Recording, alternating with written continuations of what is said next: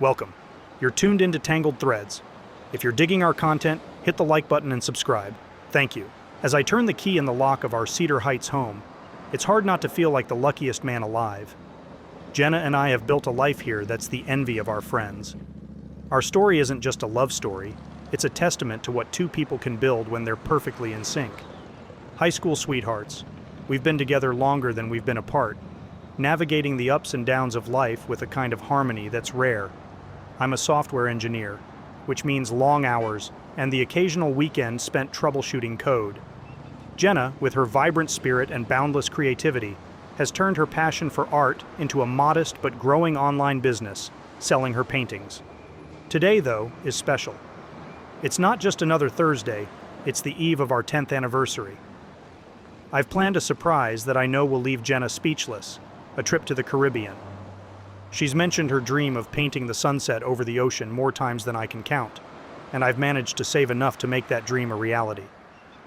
The house greets me with silence as I step inside, a stark contrast to the usual sounds of Jenna moving about, or the soft strains of her favorite music.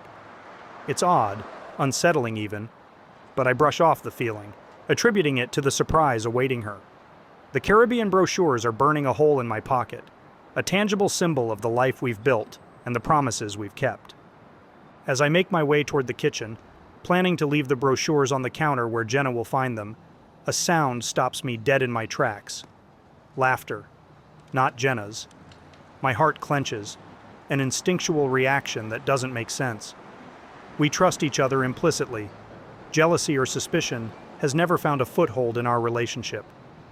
Compelled by a force I can't explain, I move silently toward the source of the sound, which seems to be coming from our bedroom.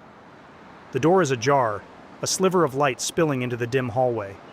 My mind races, inventing plausible explanations for what I'm about to see. But deep down, I know. You don't spend a decade with someone without knowing when something's amiss. I pause, heart hammering in my chest, and for a moment, I consider turning back. But I need to see, to know for sure. It's as if the universe itself has slowed, bracing for the impact of what's to come. The scene that unfolds before me as I push the door open is one I could never have prepared for. Jenna, the woman I've loved for half my life, in the arms of someone I don't recognize. My world tilts on its axis, a visceral punch to the gut that leaves me gasping for air. In that moment, a clarity descends upon me. I need evidence, not for vengeance, but for self-preservation. The law can be cruel to the unsuspecting, and I won't be left vulnerable. Without thinking, I slip my phone from my pocket and start recording, the device hidden in my hand, capturing the undeniable truth of the betrayal before me. In the aftermath of opening the bedroom door, my mind was a tempest of shock, hurt, and disbelief. Jenna and the stranger paused, their guilt-ridden faces turning towards me, caught in the act. My hand, almost of its own accord, had lifted my phone, the camera lens focusing on the undeniable evidence of betrayal before me. Jenna's eyes widened in realization as the device in my hand captured the scene, a silent witness to her infidelity.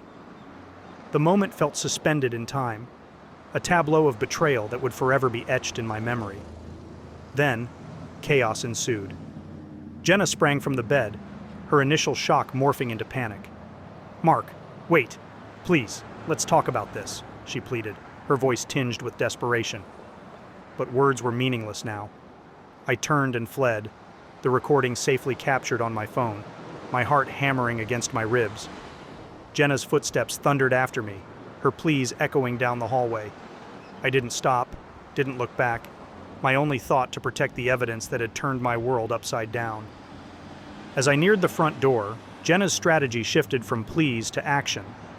I heard the clatter of something being grabbed from the kitchen counter, the magnet we used for pinning notes on the fridge, a hefty industrial-strength one meant for novelty, but capable of wiping electronic devices clean.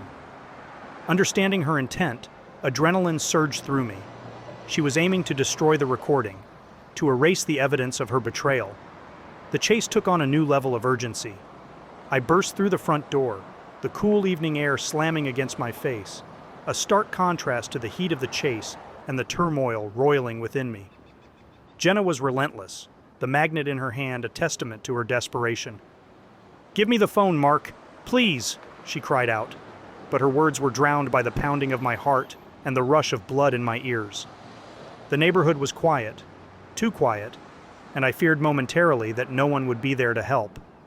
But survival instincts pushed me forward, towards the hope of sanctuary. Our neighbors, the Wilsons, had always been friendly, their home a beacon of safety in that moment of desperation. I reached their porch and pounded on the door, sparing a glance behind me to see Jenna closing in, magnet outstretched. The desperation in her eyes was something I'd never seen before, a wild, frenzied look that scared me more than her actual pursuit. The door swung open, and Mr. Wilson stood there, eyebrows raised in surprise at the sight of me, breathless and panicked, and Jenna, a few feet away, a look of determined destruction on her face. "Help me, please," I managed to gasp out, slipping past him into the safety of their home. Jenna arrived moments later, but Mr. Wilson, understanding the gravity of the situation, blocked her entry. "Jenna, what's going on?" he asked, his tone firm, a hint of sternness to his voice that I'd never heard him use before. She stopped, the fight draining out of her as she realized the futility of her actions, the magnet hanging limply at her side. "It's nothing. I just need to talk to Mark," she stammered. But her gaze avoided Mr. Wilson's, and her voice lacked conviction. Mrs. Wilson had called the police, sensing the situation was beyond their ability to mediate. As blue and red lights flashed through the neighborhood, casting eerie shadows on familiar lawns, Jenna's resolve crumbled. She was taken aside by an officer, her attempts to explain her actions falling on deaf ears. The evidence on my phone was safe, the attempt to destroy it thwarted by the timely intervention of the Wilsons and the arrival of the police. Jenna's actions, born out of panic and desperation, had only served to solidify her guilt in the eyes of the law. As the police car drove away, taking Jenna for questioning, I stood in the Wilsons' living room, the magnitude of what had occurred slowly sinking in. The life I thought I knew, the person I thought I loved, had been an illusion.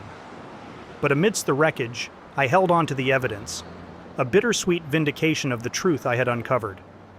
Then, in a desperate move that confirms the depth of her betrayal, Jenna attempts to erase the evidence from my phone, a final act of self-preservation that seals the fate of our marriage. But I'm one step ahead, having secured the evidence in a place she can't reach. The divorce proceedings are a somber affair, the end of a chapter that began with youthful optimism and ended in disillusionment. Jenna fights for alimony, but the evidence I've secured paints a picture she can't refute. The judge's gavel is a somber punctuation mark to the end of our story. As I walk out of the courtroom, free but broken, I realize that the Caribbean brochures, now a symbol of what could have been, are the least of what I've lost. The trust, the love, the shared dreams, all casualties of a betrayal I never saw coming. Holy fuck. These women are going to new lengths now. I don't even know what to say. Anyways, let us know your thoughts in the comments section below. When you subscribe, be sure to click the notification bell. Click here for more Tangled threads.